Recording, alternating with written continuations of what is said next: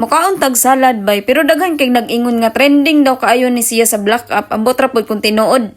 Nagtuon gyud kog diet karong adlaw bay. Unya dili gyud ta mukaon ani og rice bisag gamay ra gyud kaayo kay sayang pud kaayo tong gi-push up nato kaganihang buntag. Unya tama kayo bay kay nakoy nakita kaganiha sa black up sa sige na kog scroll ba mao pud ni sige pakita nakauna-una ko nga trending man siguro ni. Abdik pud dayon ko ni dalikyat og palengke ani bay nya ni palit ani mga sagol ba. Maayo na lang kay nakita gyud nako siya nga kompleto pero naglibot-libot pagud ko ani. Nakaingon gyud ko sa akong kaugalingon bay nga murag matuman gyud ning pagbuot nato ba nga katong giingon ako last video nga dapat mag-ikalima ta sa trending ng mga video. May na lang yun bay sa sige na kong libot-libot og palengke ani. Nakita ra gyud kog litos pero medyo daan na gyud hinuon siya bay. Kay katumang makita nako sa palengke bay nga pagsulod pa lang gyud nimo makita na nimo siya pero kaganiha bay wa gyud intaw nako nakita. Sama ra gyud ni sa giingon sa inyohang mga silingan nga chismosa bay kung dili gyud gani nimo kinahanglan dira sila sigpakita sa imuha pero kung kinahanglan nimo dira sila dili mo butwa pertimpaita ni ay.